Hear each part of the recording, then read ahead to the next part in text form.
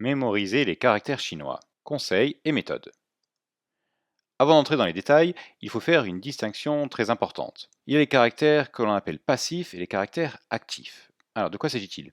Eh bien, les caractères passifs, ce sont les caractères que l'on a mémorisés en lecture, les caractères que l'on sait lire. Alors que les caractères actifs, ce sont les caractères que l'on sait bien sûr lire, mais aussi écrire.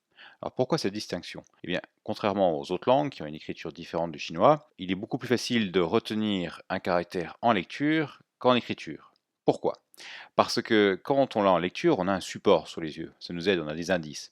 Alors qu'en écriture, il faut le sortir à partir du vide. C'est pour ça qu'on parle d'ailleurs de passif, on est passif en lecture, tandis qu'en actif, eh bien, nous devons le produire nous-mêmes. Donc si nous observons une courbe de progression dans l'apprentissage du chinois, à partir des seuils de caractères créés par M. Bellassène, eh bien, on s'aperçoit on sait retenir beaucoup plus de caractères passifs qu'actifs. Le piège est d'essayer de retenir autant de caractères en écriture qu'en lecture. Grosso modo, il faut retenir en écriture un peu plus de la moitié des caractères que l'on sait en lecture. Alors je ne vous cache pas que quand on ne s'entraîne pas, eh bien, on tombe en dessous de la moitié, hein. Mais que ce soit pour les apprenants de chinois qui ne sont pas chinois, ou bien même les Chinois, s'ils ne pratiquent pas, eh bien, en écriture, eh bien, ils les oublient. Ils savent les lire, ça au bout d'un moment on ne les oublie plus. Par contre, en écriture, on finit toujours par en oublier certains. Donc il ne faut pas se focaliser sur le fait de savoir écrire tous les caractères. Ensuite, les trois types de mémorisation. Alors, les caractères chinois peuvent être mémorisés de trois façons différentes. On peut les mémoriser comme des images, on peut les mémoriser comme une suite de traits, ou bien comme un ensemble de composants graphiques. Voyons cela dans les détails. Alors, mémoriser les caractères chinois comme des images. Alors, ça veut dire qu'on prend le caractère comme un bloc, un ensemble, et on le mémorise tel quel, donc comme une image. Je dirais, la mémorisation la plus naturelle. Ce n'est pas la meilleure mémorisation, car si on a quelques dizaines de caractères, ça va. Mais quand on a tout plein, tout plein, tout plein de petits caractères, eh bien, ça devient beaucoup plus compliqué. Donc, si on n'a pas analysé le caractère, si on ne sait pas donner des indices, eh bien, on aura beaucoup de mal à les distinguer les uns des autres. Les personnes qui ont une très bonne mémoire visuelle vont être tentées par cette mémorisation, qui est une mémorisation, une voie de simplicité. Mais il ne faut pas être tenté par sa simplicité, car sur le moyen et long terme, ça peut être un piège. En effet, la mémorisation des caractères sera bien trop floue, et en plus, on aura beaucoup de mal à retenir une grande quantité de caractères. La deuxième façon de mémoriser, c'est de mémoriser les caractères comme une suite de traits. Si nous observons cette image, qui est la décomposition du caractère, si vous avez déjà fait du chinois, vous savez très bien ce que c'est. Si vous n'avez pas fait, eh bien à gauche, vous voyez le caractère écrit en entier, puis après, à partir du deuxième caractère, on voit sa décomposition. En fait, la décomposition, c'est parce que le caractère ne s'écrit pas n'importe comment. Les traits s'écrivent dans un ordre bien particulier, et chaque trait a un sens, une direction bien particulière. On ne peut pas l'écrire comme on veut. Il faut respecter cet ordre et ces directions. Alors, pourquoi c'est mieux de le retenir ainsi? Eh bien, tout simplement parce qu'on mélange la mémoire visuelle, l'image du caractère, et la mémoire que l'on appelle kinesthésique.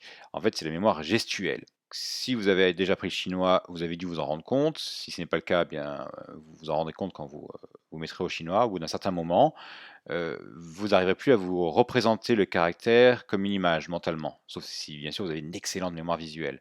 Mais je dirais pour l'apprenant moyen, eh bien, des fois, on n'arrive plus à se le représenter mentalement comme une image. Par contre, hop, on prend un stylo, on l'écrit, ça revient. Eh bien ça, c'est ce qu'on appelle la mémoire kinesthésique, c'est la mémoire gestuelle. C'est très bon de mélanger les différentes mémoires quand on apprend. Je reviendrai là-dessus à un autre moment du document. Et enfin, on peut mémoriser les caractères comme un ensemble de composants graphiques. Alors si vous observez ce caractère, on peut voir qu'il est composé de deux éléments, un à gauche et un à droite. Et chaque élément est une entité en soi, on appelle ça parfois des clés, ou bien des composants, et c'est mieux de les appeler composants graphiques. Clé, c'était une dénomination pour retrouver les caractères chinois dans le dictionnaire. Bon, mais comme on parle souvent de clé, on peut le dire aussi comme ça. Donc à gauche, on a la clé ou le composant de la femme, et à droite, le composant de l'enfant. Ces caractères fondamentaux ont tous une prononciation et une signification, enfin presque tous les caractères ont une prononciation et une signification. Les plus courants, on a une quantité d'environ 100 à 150 éléments fondamentaux. Vous allez me dire, bah, au début, ça rajoute du travail. Oui, au début, ça rajoute pas mal de travail parce qu'il faut apprendre non seulement les caractères, leur prononciation et leur signification, mais aussi ces composants graphiques, ces clés. Et il faut apprendre pas forcément la prononciation, mais au moins leur signification. Donc ça rajoute du travail et c'est pour ça qu'au début, par facilité, on ne le fait pas et on le regrette après sur le moyen et long terme. Si au début, on apprend tous les composants graphiques. Après, quand on va retenir beaucoup de caractères, au lieu de retenir le caractère comme une image, comme une suite de traits, il suffit de dire, bah, tiens, ce caractère il est composé à gauche de la clé de la femme ou du composant de la femme et à droite de l'enfant. C'est beaucoup plus facile parce qu'au lieu d'avoir, par exemple, pour ce caractère 6 traits, si on le retient comme une suite de traits, eh bien, dans notre cerveau, ça prend 6 entités de mémorisation, tandis que là, ça en reprend plus que 2. Et en plus, des fois, on peut avoir des moyens mémotechniques. Par exemple, la femme et l'enfant, mais ils sont bien ensemble, donc là, c'est être bien, aller bien. Bon, des fois, ça ne correspond pas du tout au sens du caractère, mais l'important, c'est de trouver aussi un moyen mémotechnique. Donc là, c'est vraiment très bénéfique d'apprendre les caractères comme un composé d'éléments fondamentaux, de caractères fondamentaux. Donc, dès le début de votre apprentissage du chinois, retenez bien ces composants graphiques. Vous ne le regretterez pas par la suite. Alors maintenant, voyons un petit peu comment s'entraîner à écrire les caractères au tout début. Alors, il faut d'abord aller télécharger et imprimer les grilles d'écriture. Alors, vous allez sur cours de chinois, coursdechinois.com, vous tapez cours de chinois dans Google, c'est le premier site après les pubs, il n'y a pas de pub. Et après, vous allez dans le cours dans lequel vous apprenez. Donc là, je prends le premier cours, le premier niveau, la première séquence du premier niveau. Et on va dans écriture des caractères de cette séquence. C'est toujours la même dénomination dans toutes les séquences. Et vous allez télécharger les grilles d'écriture. Donc vous cliquez dessus et vous l'enregistrez ou bien seulement vous l'ouvrez avec un utilitaire d'archives. Et hop, vous pouvez ouvrir et imprimer les grilles d'écriture. Et quand vous les avez imprimées, eh bien, on passe à l'exercice proprement dit. Alors, quand on commence, eh bien, on va d'abord écrire le pinyin du caractère, sa prononciation, sa transcription phonétique, on appelle le pinyin, et sa signification.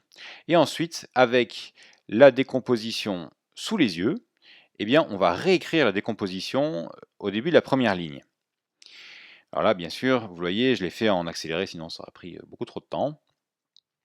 Mais voilà, le principe est d'écrire avec les traits d'une couleur et on met des petites flèches aussi pour montrer la direction du caractère avec une autre couleur. Ensuite, on cache la décomposition et on essaie de retrouver l'écriture du caractère. Alors des fois, ben voilà, on a retenu que le début, donc on regarde la décomposition, on termine le caractère en regardant la décomposition. Et on recommence en essayant d'écrire un peu plus loin. Voilà, j'arrive au troisième trait, je ne sais plus, je re-regarde, et hop, je vais terminer le caractère en regardant la décomposition. Et ainsi de suite. Là, j'essaie de retenir la suite, et paf, comme je suis très doué, j'y arrive. Et donc, je continue à écrire mon caractère. Toutefois, je vais quand même vérifier à un moment, voilà, si je ne me suis pas trompé, et je continue jusqu'à la fin de la ligne, enfin jusqu'à la fin même de la deuxième ligne, en réécrivant le caractère et en vérifiant de temps en temps si je ne me suis pas trompé. Donc là, je vous l'ai mis en accéléré. Voilà, on écrit le caractère, on n'écrit pas à cette vitesse-là, hein, surtout au début. Et donc on vérifie de temps en temps si on ne s'est pas trompé. Donc voilà pour l'exercice d'écriture, j'ai le plus simple. Bien sûr, après, il va falloir réviser ces caractères. Donc je parlerai dans une autre vidéo de ces méthodes de révision, notamment la mémorisation espacée. Mais bien sûr, quand on a fait cette feuille d'écriture, en général, on a retenu le caractère pendant un certain temps, mais on va l'oublier, donc il va falloir le réviser. Donc par exemple, on se fixe, dans la première journée, on fait 3 caractères, et quand on se met à l'étape suivante, qu'on va apprendre les 3 caractères suivants, on révise d'abord les 3 premiers caractères, et hop, on apprend les 3 nouveaux, et ainsi de suite. Alors, que faire si je n'arrive pas à les mémoriser, malgré ces conseils et cet exercice? Eh bien, il faut aller très progressivement, c'est-à-dire qu'on va retenir que la décomposition du premier composant graphique. Ensuite, c'est ce qu'on a fait, on cache la décomposition, on écrit le début du caractère, et après on finit le caractère en regardant la décomposition. Et hop, on recommence l'étape avec le composant graphique suivant. Alors là, si on a encore du mal, eh bien, il faut tout simplement procéder avec un, deux ou trois premiers traits. Voilà, si on n'arrive pas à retenir, parce que certains composants graphiques sont sont un peu longs, donc on peut apprendre par exemple les 3 premiers traits, hop, on cache, on recommence, on apprend le 4e et le 5e trait suivant, etc. etc. Par contre, il ne faut pas regarder tout le temps la décomposition.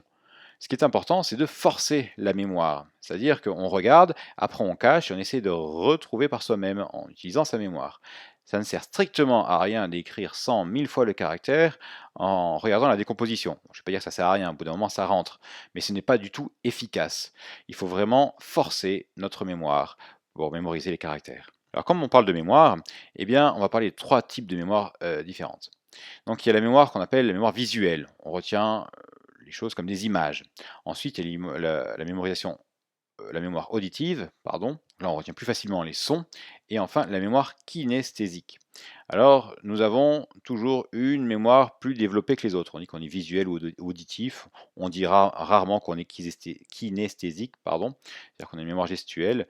Elle est pourtant extrêmement importante, cette mémoire. Bon, peu importe la mémoire qui est la plus forte chez nous, ce qui est très important, c'est de faire travailler les trois ensemble. Quand on écrit le caractère, il faut bien sûr le retenir comme une image. C'est la première chose qui nous vient parce que c'est de l'écriture, donc c'est visuel. Mais il faut aussi le prononcer.